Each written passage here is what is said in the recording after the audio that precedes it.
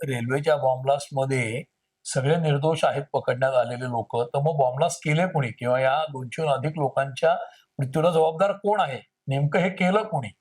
तर आपल्याकडे प्रॉब्लेम असा आहे, की हे निकालपत्र आल्यानंतर म्हणजे दोन्ही म्हणजे मालेगावमध्ये देखील इतक्या वर्षानंतर निकाल आलाय आणि या सगळ्या लोकांना निर्दोष सोडलंय 7 जणांना. त्याच्यामध्ये सुद्धा अनेक ठिकाणी तुमच्या हे लक्षात येईल, की मालेगावमध्ये मोटरसायकलचा जो ब्लास्ट झाला तिथे परिस्थितीजन्य पुरावे नाहीत किंवा सबळ पुरावा नाही.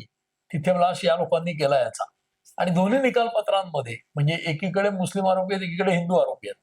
मग एकीकडे भगवा दहशतवाद आहे, तो आता नाकारला गेलाय कोर्टाच्या निकालाने असं म्हटलं जातंय. दुसरीकडे एक आर्ग्युमेंट पूर्वी म्हणजे भगवा दहशतवाद हा जो शब्द आला, जो सुशीलकुमार शिंदेंनी उच्चारला, मग चिदंबरम यांनी उच्चारला.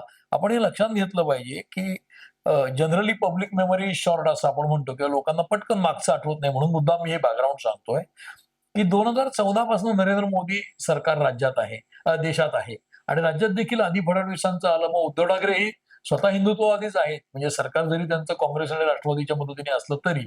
आणि नंतर एकनाथ शिंदे झाले, मग आता पुन्हा फडणवीस आहेत. त्यामुळे आज महाराष्ट्रामध्ये राईट विंग किंवा उजव्या विचारांचं सरकार आहे हे उघड आहे.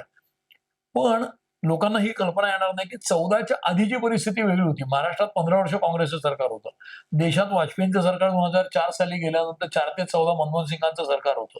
पहिलं सरकार 4 ते 9चं तर डाव्या पक्षांच्या मदतीचं होतं. 60-65 खासदार त्यांचे होते.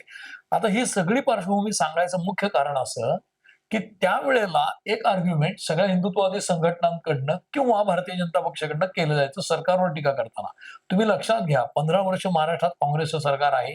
देशात मनमोहन सिंगांचं सरकार आहे आणि मग दावा काय केला जायचा तो मुद्दाम लक्षात घ्या. तो असा केला जायचा, की प्रत्येक मुसलमान हा दहशतवादी नाही, अतिरेकी नाही. हे बरोबर आहे. पण अतिरेकी कारवाया किंवा दहशतवादी कारवाया किंवा बॉम्ब ब्लास्ट असतील किंवा ट्रेनचे ब्लास्ट असतील किंवा अन्य कुठले ब्लास्ट असतील, याच्यात पकडलेला प्रत्येक व्यक्ती हा मुस्लिम कसा असतो? असं आर्ग्युमेंट केलं जायचं. आता हे आर्ग्युमेंट इतकं बिनतोड होतं कारण कुठेही देशात ब्लास्ट झाला, जगातही इस्लामी दहशतवादाने थैमान घातलं होतं. म्हणजे त्याच्या लंडनच्या ट्यूबपासून अनेक उदाहरणं आहेत बरोबर. किंवा अमेरिकेत ट्विन टॉवर उडवले. तर हे सगळे दहशतवाद जे आहेत, ते जैश ए मोहम्मद, लष्कर ए तोयबा किंवा हे सगळ्या मुस्लिम अतिरेकी अल-कायदा, दहशतवादी, ISIS. अल-कायदा, इसिस या लोकांनी केलेले होते. त्यामुळे हे जे आर्ग्युमेंट होतं, हे महाराष्ट्रात किंवा देशातल्या तत्कालीन सत्ताधारी सरकारला काही सोयीचं नव्हतं, की प्रत्येक मुसलमान हा काही दहशतवादी नाही, पण पकडलेला दहशतवादी हा मुसलमानच कसा असतो?